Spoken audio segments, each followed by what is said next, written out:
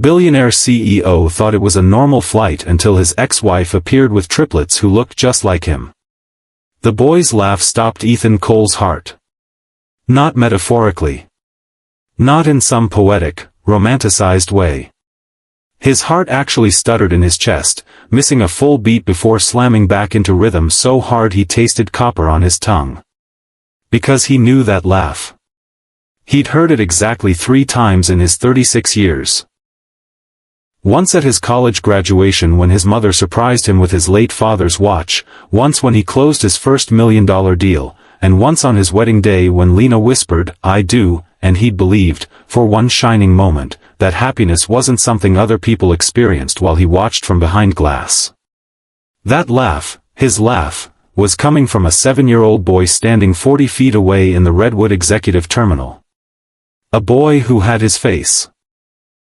Ethan's titanium briefcase slipped from his fingers, hitting the polished marble floor with a crack that made heads turn. He didn't notice. Couldn't notice. Because there weren't just one boy. There were 3 of them. Identical. Moving in that unconscious synchronized way that only multiples do, finishing each other's sentences, reaching for the same magazine, existing in their own gravitational field. And every single one of them had Ethan's gray-blue eyes. His sharp jawline. His impossible cowlick that no amount of expensive products could tame. Then she turned around. Lena. 8 years dissolved like sugar in rain. The $12 billion acquisition he just closed, the private jet waiting on the tarmac, the Fortune magazine cover shoot scheduled for next week, all of it became background noise to the roaring in his ears as Lena Moore's eyes locked onto his across the terminal. Have you ever watched someone's face cycle through an entire relationship in 3 seconds? Shock. Recognition. Something that might have been longing. Then something worse than anger, tired acceptance, like she'd always known this moment would come and had already grieved it 1,000 times. She placed herself between Ethan and the boys. A mother wolf protecting her pack. If you've ever realized too late that you destroyed the one thing that mattered, stay with me. Because this is a story about a man who built an empire on the ashes of his family, and the 3 sons who became the price of his ambition. And if it speaks to you, if you've ever run from something you should have fought for, don't forget to like and subscribe to Mr. Stephen's Stories for more narratives that cut to the bone. Lena. Her name left his mouth like a prayer. Like an apology. Like the confession he should have made 8 years ago. She didn't respond. Just gathered the 3 boys closer, her hands protective on their shoulders. One of them, darker hair, thoughtful eyes that missed nothing, looked between them with unnerving perception. Mom? Do you know that man? We're leaving, Lena said. Her voice was steady, controlled, the same tone she'd used when she was consulting for Fortune 500 companies and commanding rooms full of executives twice her age. Now. But our flight doesn't board for another. Now, Noah. Noah. The boy had a name. They all had names. 8 years of names and first words and skinned knees and birthday cakes, and Ethan knew none of them. I saw the article. The words tumbled out of Ethan like a dam breaking. The one about your logistics company. Lena, I didn't know. I swear I didn't know about. He gestured helplessly at the 3 boys who were studying him with identical expressions of wary curiosity. You didn't want to know. Lena finally turned fully toward him, and God, she was still beautiful. More beautiful, actually, with tiny lines around her eyes that spoke of laughter and exhaustion in equal measure. There's a difference, Ethan. The second boy, smaller, with Ethan's exact crooked smile, tugged on Lena's sleeve. Mama, why does he look like us? The question detonated in the space between them. Lena knelt, gathering all 3 boys close. We'll talk about it later, Miles. I promise. She stood, meeting Ethan's gaze with devastating directness. You had 8 years to reach out. 8 years to wonder, to question, to care. Why now? Because I saw you, Ethan said, and it was the most honest thing he'd said in years. And I realized I've been lying to myself about what success means. That's not good enough. I know. His throat felt like sandpaper. But I'm asking anyway. Please, Lena. Let me try. Let me know them. Let me. Stop. Lena's composure cracked, just slightly, like hairline fractures in porcelain. You don't get to walk back into our lives because your conscience suddenly woke up. These boys are happy. Stable. They don't need your guilt or your money or your sudden crisis of purpose. What about what I need? The question escaped before Ethan could stop it, and he watched Lena's expression harden. You needed us 8 years ago. Her laugh was sharp, brittle. You chose differently. The third boy, quieter than his brothers, with enormous eyes that seemed to see straight through Ethan's expensive suit to the scared kid underneath, spoke for the first time. Are you our dad? The terminal noise faded. Planes outside the windows, announcements over the PA system, hurried businesspeople with roller bags, all of it became white noise compared to that small, clear question. I don't know if I have the right to that title, Ethan said carefully, speaking directly to the child. But biologically, yes. I'm your father. Jasper, Lena warned. It's okay, Mom, Jasper said, still studying Ethan with that unnerving intensity. I just wanted to know. Lena's phone buzzed. She glanced at it, then at Ethan, conflict warring across her features. Finally, she pulled a business card from her bag and thrust it toward him with the same energy someone might throw a live grenade. I live in Portwell City now, she said. If you're serious. If you're actually willing to do the work instead of just throwing money at your guilt, you can email me. We'll talk. Maybe. She gathered the boys again, herding them toward their gate. But Ethan? If you disappoint them, if you make promises you don't keep, I will make certain you never get another chance. Am I clear? Crystal, Ethan managed. He watched them walk away. 3 small boys and the woman he'd loved and lost through his own cowardice. Noah looked back over his shoulder, curiosity overriding caution. Ethan raised a hand in a tentative wave. Noah didn't wave back. But he didn't look away either. It was the smallest beginning imaginable. The penthouse felt different when Ethan returned that night. Same floor-to-ceiling windows overlooking Seattle's glittering skyline. Same minimalist furniture that cost more than most people's cars. Same abstract art that he'd purchased because his interior designer said it made a statement. But now the emptiness echoed. He stood at the window with a glass of scotch he didn't drink, staring at his reflection in the glass. Somewhere out there, 3 boys who had his face were going to sleep in beds he'd never seen, in a home he'd never visited, calling another place, another life, theirs. A life he'd chosen to abandon. The memories came whether he wanted them or not. Austin. 9 years ago. A tech mixer at some trendy warehouse venue with exposed brick and craft cocktails. Ethan had been pitching his fledgling company to anyone who would listen, 27 years old and burning with the desperate conviction that success was the only thing standing between him and the poverty that had destroyed his father. Then Lena laughed. Not at him, at something her colleague said, but the sound cut through the networking noise like light through fog. He'd turned, and there she was. Blonde hair catching the Edison bulb lighting, eyes bright with intelligence, gesturing animatedly while explaining some logistics algorithm to a group of rapt listeners. She'd been consulting for a supply chain firm, the kind of mind that saw patterns where others saw chaos. When Ethan finally worked up the courage to approach her, she'd listened to his pitch, then asked 3 questions that completely dismantled his business model. Your security protocol has a fundamental flaw, she'd said, not unkindly. You're so focused on user experience that you've left the back door wide open. She'd been right. Of course she'd been right. They'd talked for 4 hours. Closed down the venue. Ended up at an all-night diner where Lena sketched out solutions on napkins while Ethan fell catastrophically in love. 6 months later, they were married at a courthouse with 2 witnesses pulled from the waiting room. Too fast, everyone said. Reckless. Irresponsible for someone trying to build a company. They were right. But not how they thought. For 18 months, it worked. Lena consulted. Ethan built.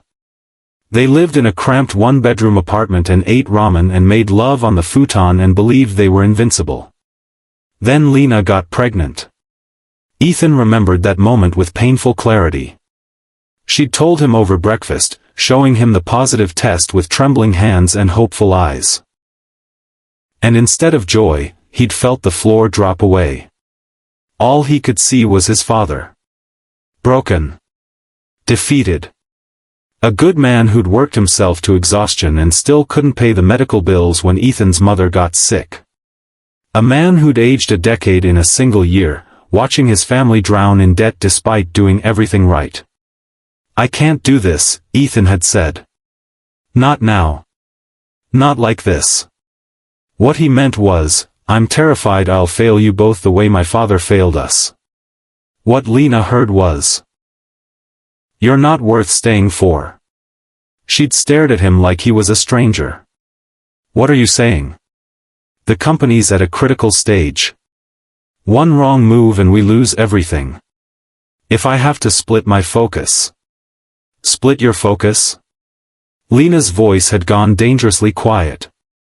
"Ethan, this is our child. I need time. Just let me get through this funding round, get stable. There will always be another funding round. Another deal. Another crisis." She'd stood, backing away from him. "I'm pregnant, Ethan. That's not something we can postpone until it's convenient." 3 weeks of cold silence followed. Ethan threw himself into work, convincing himself he was being practical. Responsible, even. He transferred money to Lena's account, substantial money, believing it proved something. When the divorce papers arrived, he'd signed them in his attorney's office without contesting a single term. Setting her free, he told himself. Giving her the chance to find someone who could be what he couldn't. The lie was easier than the truth, he was running.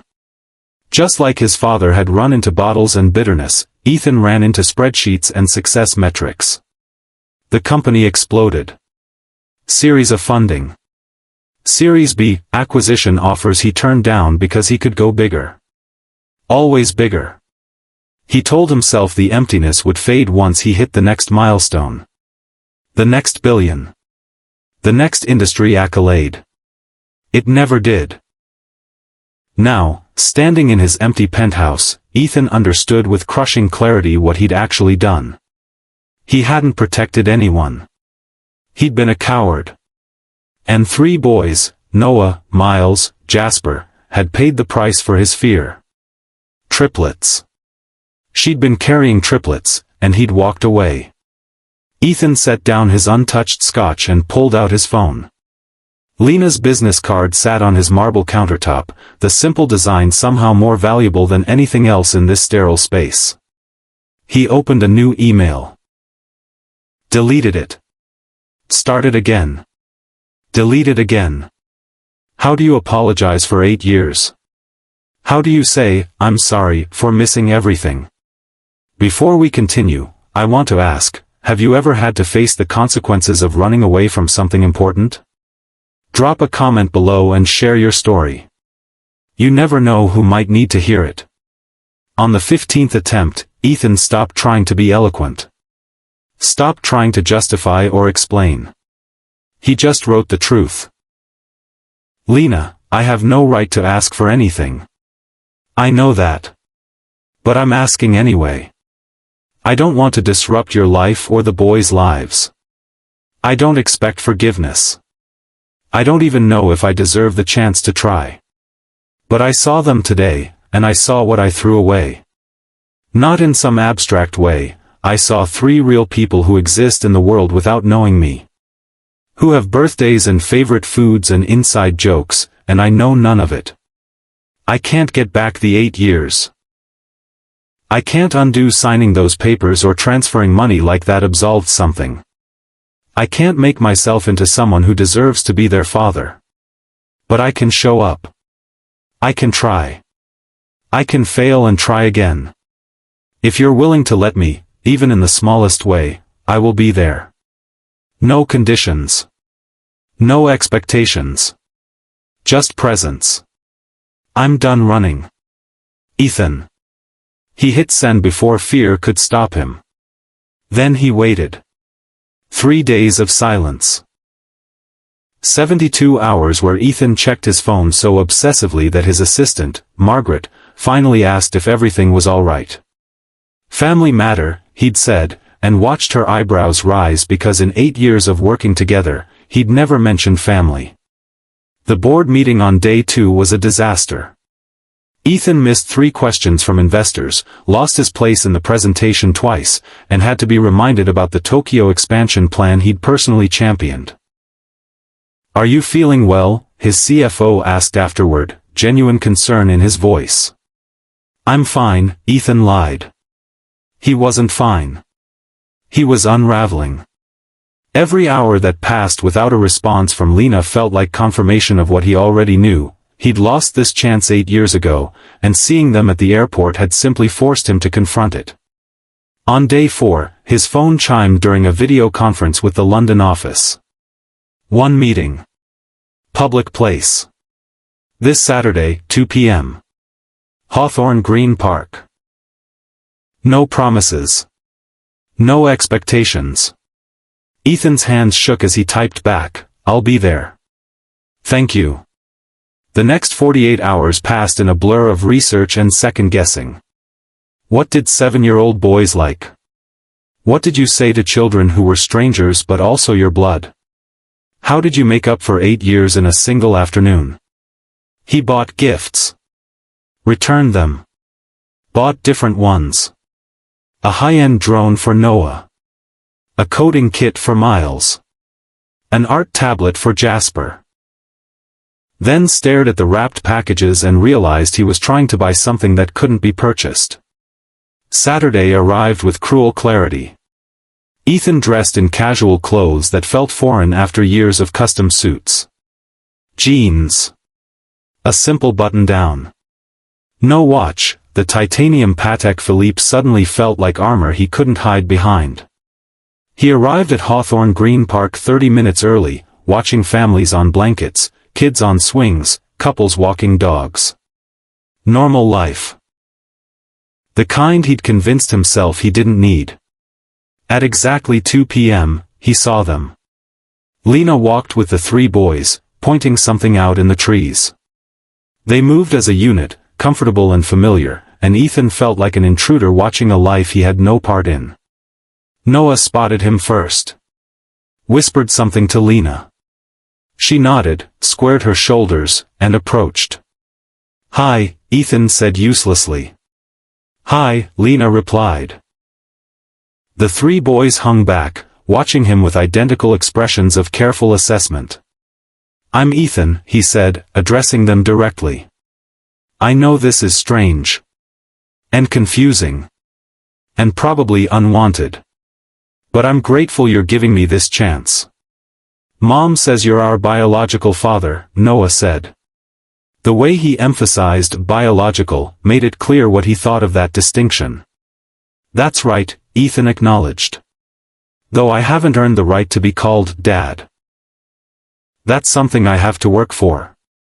"Why weren't you there before?" Miles asked. Direct. No filter. "Where were you?"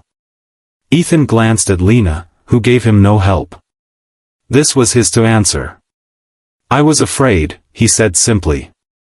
"Your mom told me she was pregnant, and instead of being happy or excited, I panicked.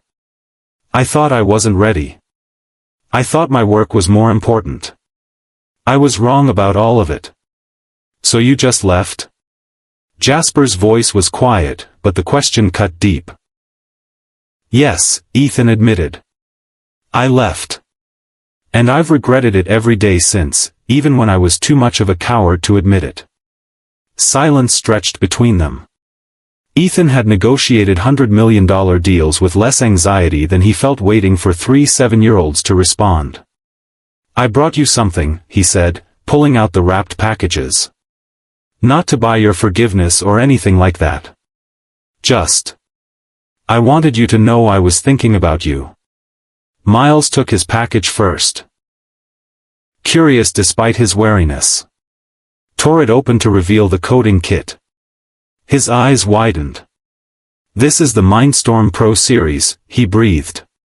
These cost like $300. Are you trying to buy us? Noah asked bluntly, not reaching for his gift. The question landed like a physical blow. But it was fair. More than fair. No, Ethan said honestly. I'm trying to show you I'm thinking about you. But you're absolutely right, gifts don't mean anything without showing up. Without being present. Without doing the actual work. He set the packages down. If you don't want them, that's okay. They're not the point. Noah studied him for a long moment. Then, slowly, picked up the drone package. Didn't open it. Just held it. Jasper took the art tablet without a word. Can we see it? Miles asked, already opening the coding kit. The drone, I mean. Can we test it? Lena nodded, and the afternoon shifted into something almost normal. Miles asked questions about the coding kit. Rapid fire, brilliant questions that reminded Ethan painfully of Lena. Noah examined the drone with careful hands, reading the instructions with that same thoughtful intensity Ethan recognized from the terminal. Jasper sat slightly apart, turning the art tablet over in his hands, studying Ethan when he thought no one was looking. They spent 2 hours in the park. The conversation was stilted, full of awkward pauses and false starts. Ethan tried too hard. Over-explaining, talking too much, desperately trying to fill the silence. At one point, Noah simply walked away mid-sentence. Just stood up and left, wandering toward the playground. Ethan started to follow. Let him go, Lena said quietly. He needs space to process. If you chase him, you'll just prove you don't respect his boundaries. So Ethan stayed. Waited. Watched Noah climb the jungle gym and sit at the top, thinking whatever 7-year-olds thought when their absent father suddenly appeared. After 10 minutes, Noah came back. Didn't apologize. Didn't explain. Just sat down and asked Ethan about his company. It was the smallest olive branch. But it was something. When the afternoon ended, Lena gathered the boys for the walk back to their car. Can we come back? Miles asked. Next week? Lena looked at Ethan. That depends. Are you going to show up next week? And the week after? Or is this a one-time thing that makes you feel better about yourself? I'll be here, Ethan promised. Every week. Every time you're willing to let me. We'll see, Lena said. Non-committal. Careful. As they walked away, Jasper looked back. Made brief eye contact. Then turned away without waving. Ethan drove home and immediately scheduled an appointment with a therapist. Because he understood now. This wasn't about grand gestures or expensive gifts. This was about showing up when it was hard. About staying when every instinct screamed to run. This was about becoming someone worthy of being called Dad. And that work would take everything he had. Dr. Patricia Chen's office was nothing like Ethan expected. No leather couch. No notepad and judgmental stares. Just 2 comfortable chairs, soft lighting, and a woman in her 50s who looked at him like she could see through every defense he'd ever built. Tell me why you're here, she said. I have 3 sons I abandoned 8 years ago, Ethan replied. I want to be a father to them. I don't know how. That's a start, Dr. Chen said. But I asked why you're here. In this office. Now. What changed? Ethan thought about the terminal. About Noah's laugh. About 3 boys who had his face and none of his presence in their lives. I saw what my fear cost me, he said quietly. And I don't want to be afraid anymore. The work was harder than anything Ethan had ever done. Harder than building a company from nothing. Harder than closing billion-dollar deals. Because Dr. Chen didn't let him hide behind accomplishments. Your father's bankruptcy shaped you, she observed during their 3rd session. But you've twisted the lesson. You learned poverty destroys families. What you should have learned is, presence matters more than prosperity. My father was present, Ethan argued.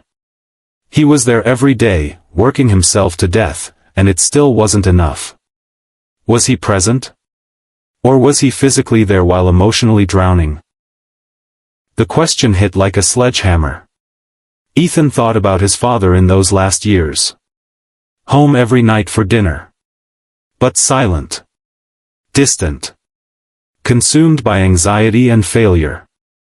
Present in body but absent in every way that mattered. I'm doing the same thing, Ethan whispered. Just with different tools. Yes, Dr. Chen said gently. You're running from connection by convincing yourself that professional success equals safety. But Ethan, you can't buy your way out of vulnerability. The weekly meetings with the boys continued. Some weeks were good, Miles showing Ethan his first functional code, Noah letting Ethan attend his soccer practice, Jasper shyly sharing a drawing. Other weeks were brutal. Week 5, Ethan had a crisis at work. Major client threatening to walk. Emergency board meeting scheduled the exact same time as his park meeting with the boys. He almost cancelled. His finger hovered over Lena's contact. Just this once. They'd understand. Then he thought about Noah walking away in the park. About the test he'd been giving Ethan since day 1, will you actually stay? Ethan delegated the crisis to his COO. Showed up at the park on time. Noah noticed. Didn't say anything. But he noticed. Week 7, Miles asked about Ethan's company. Could you teach me how to code? Like, really code? Ethan spent the next month building a makeshift coding lab in Lena's spare room, with her permission. Bought equipment. Downloaded programs. Created tutorials. Every Saturday became coding sessions with Miles. The boy was brilliant. Terrifyingly brilliant.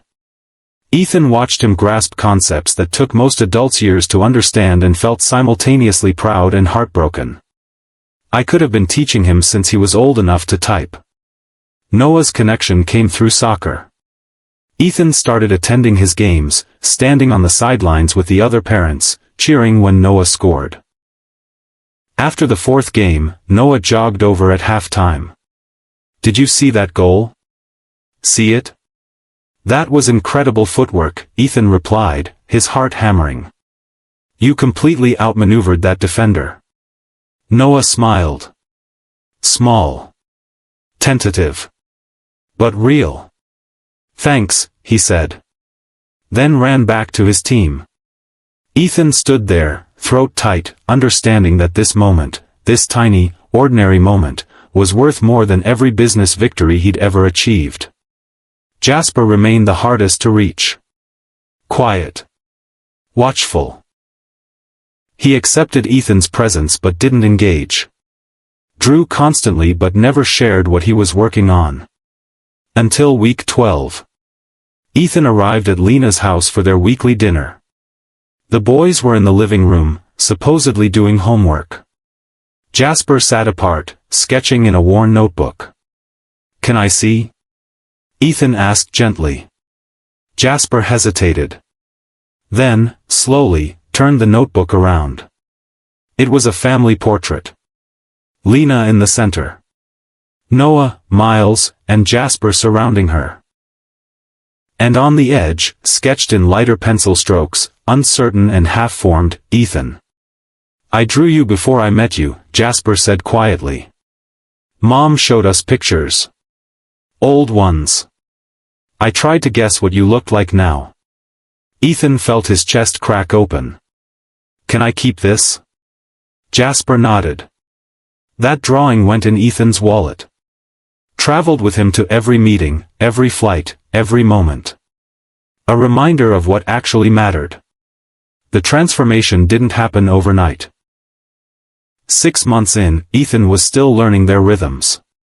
Still messing up, forgetting Miles's science fair sign-up, buying the wrong snacks for movie night, using sports analogies that Noah found annoying. But he kept showing up. And slowly, incrementally, they began to trust him. The breakthrough came in month 8. Ethan had restructured his entire professional life.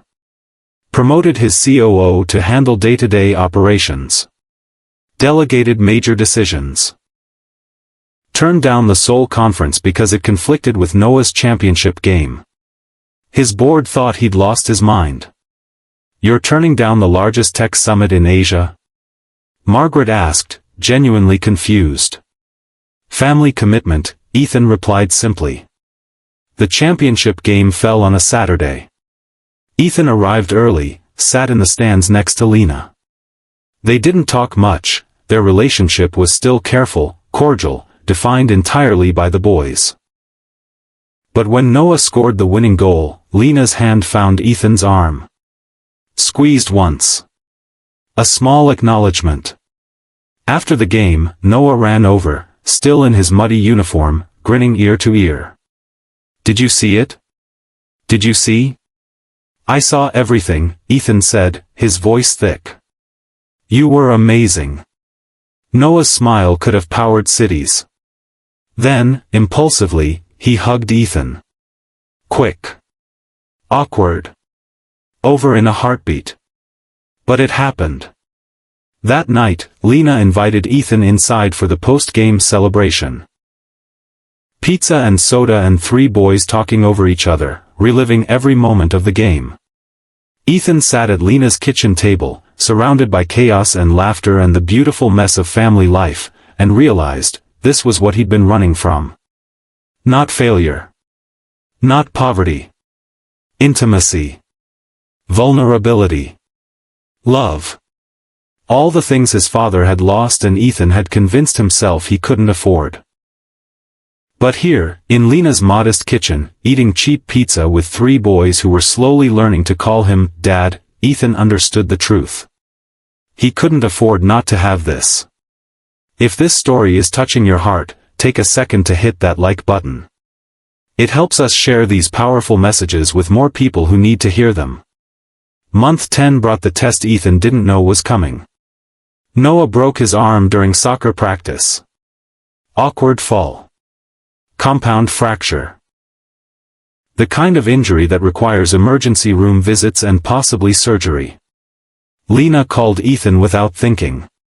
He was in a board meeting. Presenting quarterly projections to investors. The call came through on his silenced phone, Lena's name lighting up the screen. Old Ethan would have sent it to voicemail. New Ethan stood up mid-sentence. I'm sorry. Family emergency. We'll reschedule. He was in his car in 3 minutes, at the hospital in 20.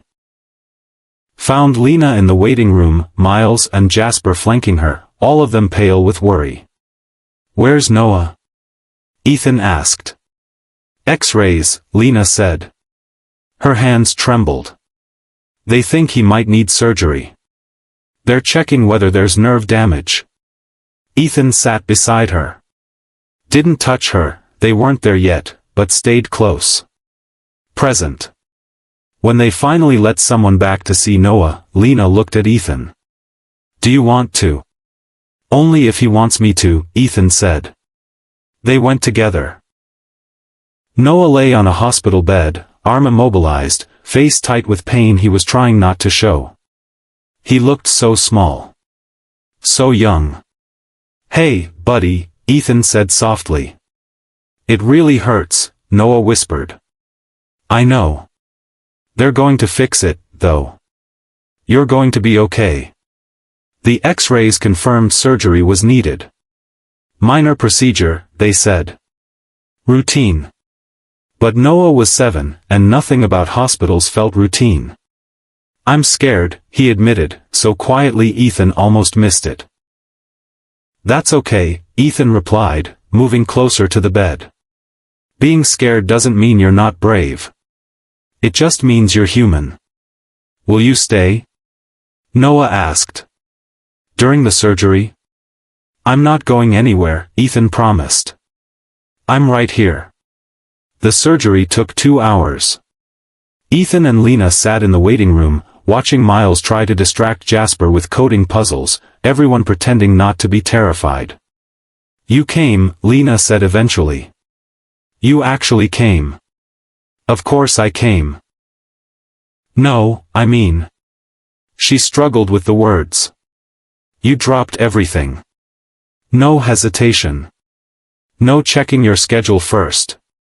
You just came. He needed me, Ethan said simply. Nothing else matters. Lena's eyes glistened. For 8 years, I believed you were incapable of that. Of choosing us over your work. Over yourself. I was incapable of it, Ethan admitted. I had to learn. I'm still learning. You're different now, Lena observed. Not just with the boys. You're lighter. Like you're not carrying the weight of the world anymore. I spent 8 years building an empire I didn't even enjoy, Ethan said. Convinced myself that success meant never stopping, never slowing down. But I was just running, Lena. From my father's failure. From my own fear. From everything that actually mattered. He looked at her directly. I can never get back those 8 years.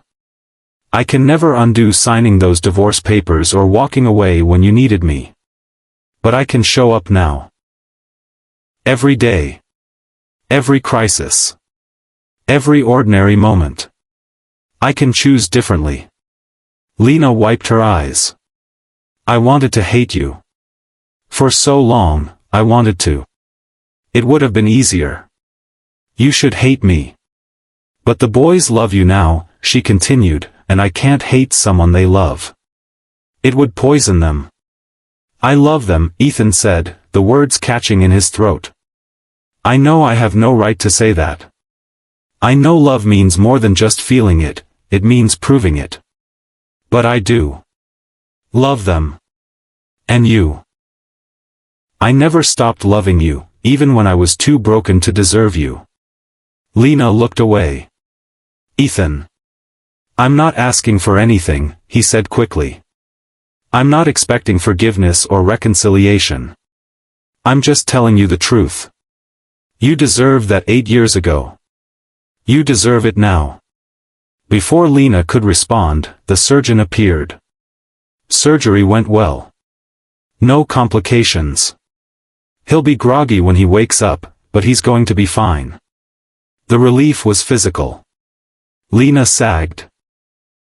Ethan found himself blinking back tears. They brought Noah to recovery. He woke slowly, confused and in pain but alive. Whole. You're both here, he mumbled, looking between Ethan and Lena. Then smiled. You're both here. Something shifted in that hospital room. Some invisible boundary that had kept them all in careful orbits finally dissolved. Ethan held Noah's hand through the night. Lena dozed in the chair beside them. Miles and Jasper curled up on the small couch, protected and loved. And for the first time in 8 years, Ethan felt like he was exactly where he belonged. The co-parenting arrangement became official 3 months after the hospital. Lena's attorney drew up the papers. Legal structure. Financial support that Lena accepted only after establishing clear boundaries, college funds, medical expenses, nothing that felt like charity. I need to know this is about them, she explained. Not about you trying to buy absolution. It's about them, Ethan promised. Everything from here on is about them. The weekly dinners became routine. Homework help became normal. Ethan learning to cook, badly, because the boys declared his attempts hilariously terrible, became family comedy.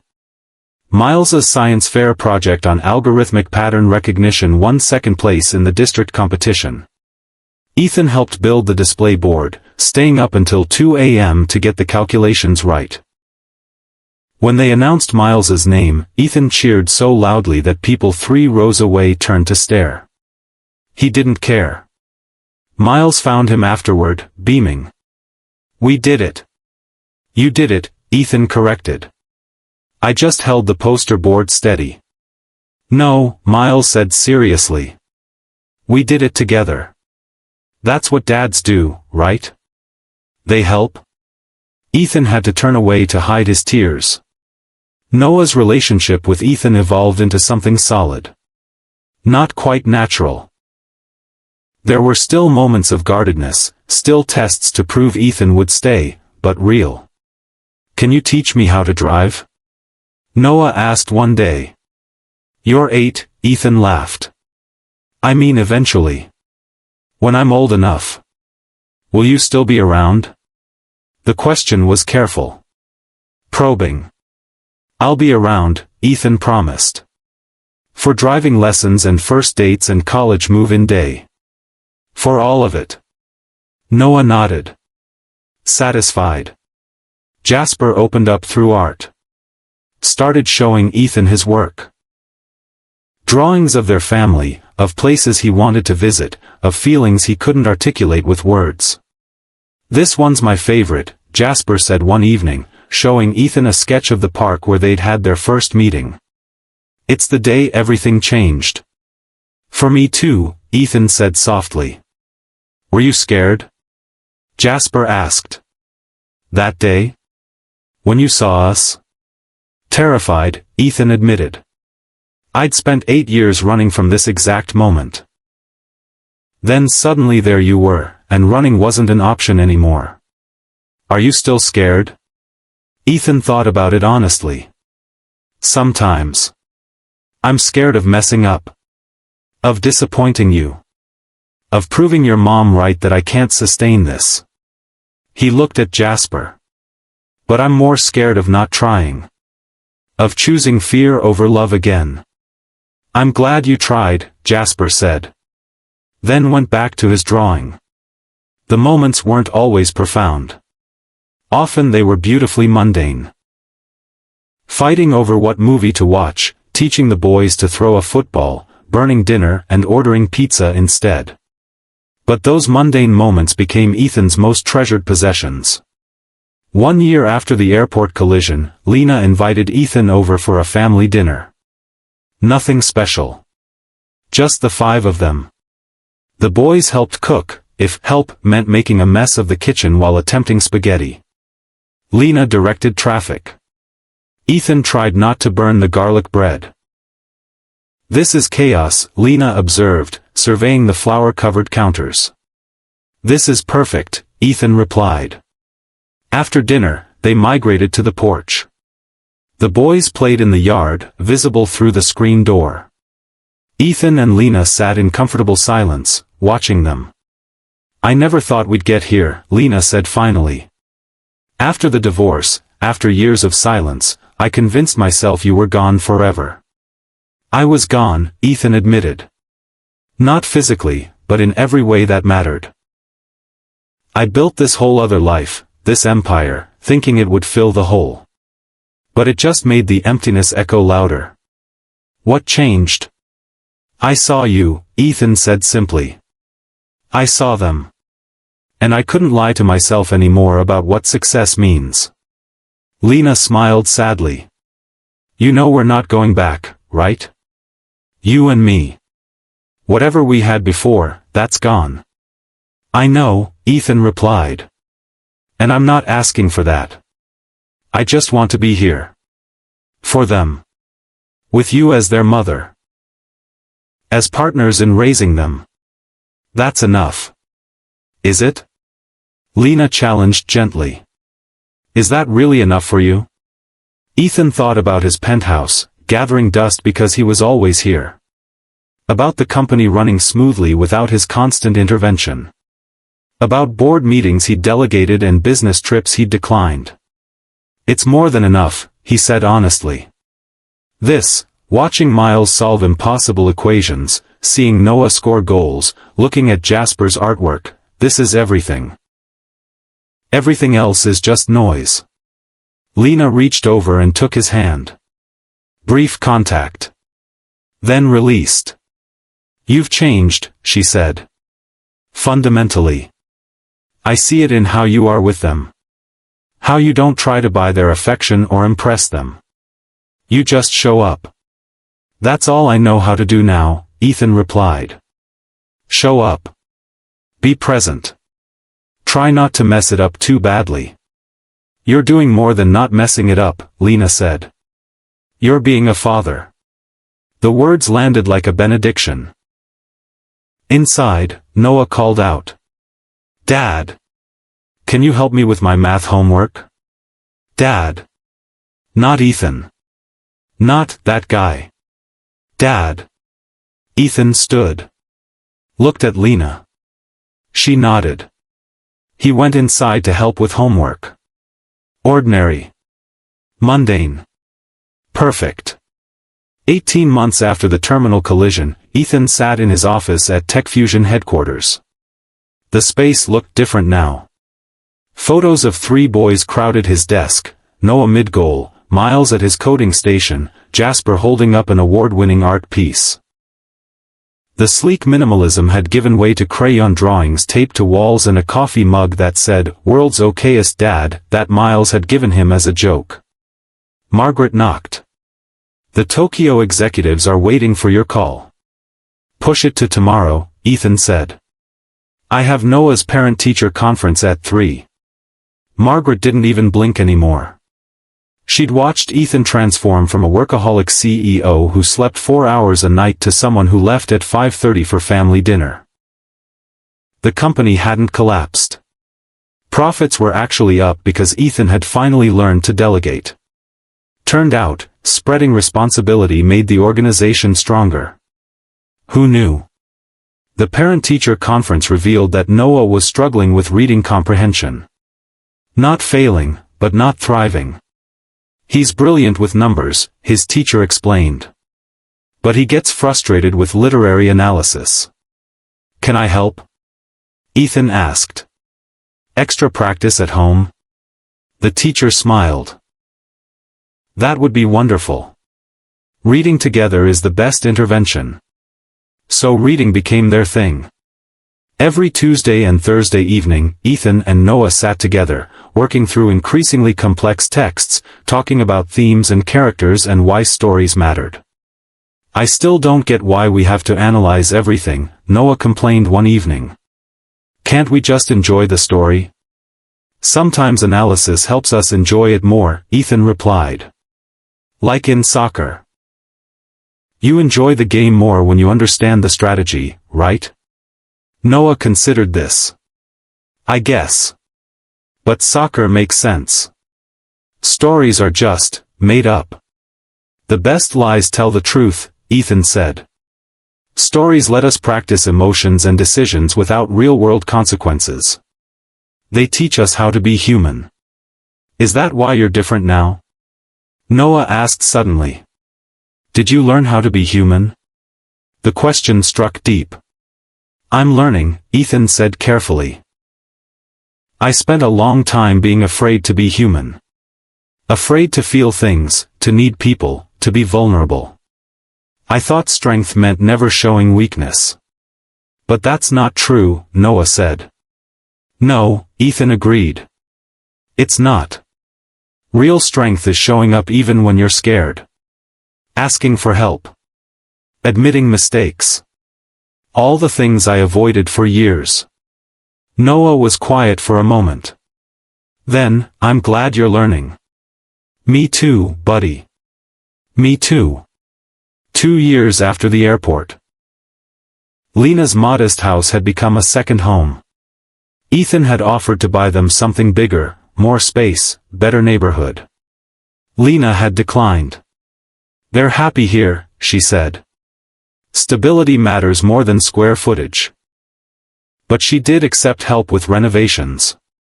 Ethan and the boys spent a weekend building a treehouse in the backyard. It was crooked. Probably violated several building codes. The boys loved it. "It's perfect," Miles declared, standing in the listing structure. "It's a death trap," Ethan laughed. "It's perfect because we made it together," Jasper corrected. That treehouse became their fortress. Secret planning headquarters for surprise birthday parties, refuge during sibling arguments, quiet space for thinking. One evening, Ethan climbed up to find Noah sitting alone, looking at the stars. "Can I join you?" Noah nodded. They sat in comfortable silence. The city lights washed out most stars, but a few determined ones pushed through. "Do you ever regret it?" Noah asked eventually. "The years you missed?" "Every single day," Ethan admitted. "But regret isn't useful unless it changes behavior. I can't get back those years. I can only make sure I'm here for all the years ahead." "Mom says you're different than you were when you were married." "I am," Ethan confirmed. "I was so afraid back then. Afraid of failing, of being poor, of repeating my father's mistakes. The fear made me cruel. Made me selfish." "What changed?" "I saw what my fear cost me," Ethan said simply. "I saw you and your brothers, and I realized that everything I'd been chasing, money, success, security, meant nothing compared to what I'd thrown away." Noah was quiet. "Then, I'm glad you came back. Even though it was late." "I'm glad you gave me the chance," Ethan replied, his throat tight. "It wasn't me," Noah said. "It was Mom. She's the one who let you try." "Your mom is the strongest person I've ever met," Ethan agreed. "She did 8 years of parenting alone because of my cowardice. Everything good in your lives, your character, your kindness, your strength, that's her." "But you're here now," Noah said. "That counts for something." It did. Not enough to erase the past. Not enough to claim equal credit. But something. If this story moved you, please share it with someone who needs to hear that it's never too late to do the right thing. And subscribe to Mr. Stevens Stories for more powerful life lessons. 3 years after the terminal. Ethan stood in Lena's kitchen, helping prepare Thanksgiving dinner. The house overflowed with people, Lena's mother, her sister's family, the boys' friends. Chaos and laughter and the beautiful mess of family. Ethan had been invited. Not as an obligation. Not out of politeness. But because he was part of this now. "Can you grab the turkey?" Lena called. Ethan pulled the massive bird from the oven, nearly dropping it twice before successfully placing it on the counter. "Smooth," Miles teased.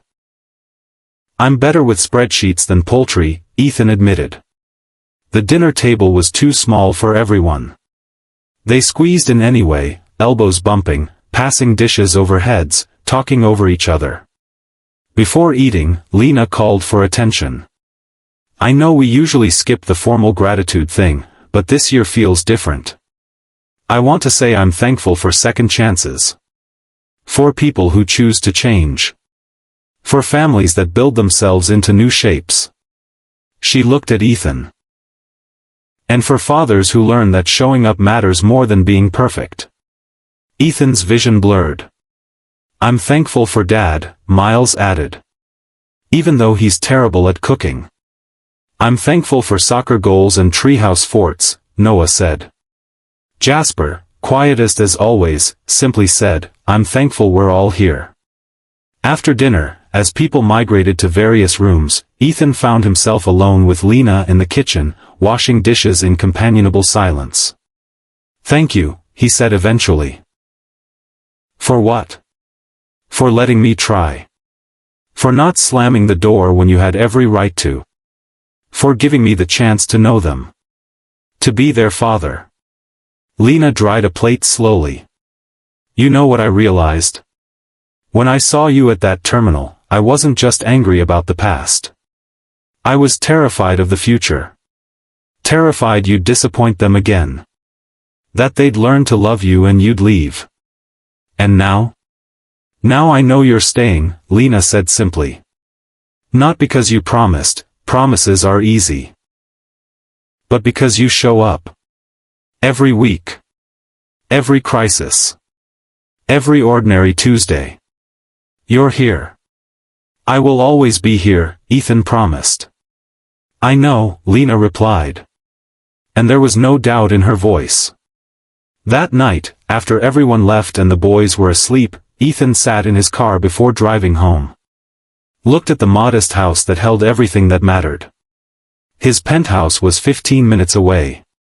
Still owned it, though he was rarely there. The space felt like a museum to a life he'd outgrown. Ethan pulled out his phone and opened the Photos app. Scrolled through 3 years of memories, first meetings, awkward smiles, gradual trust, genuine love. One photo stopped him. Taken last month.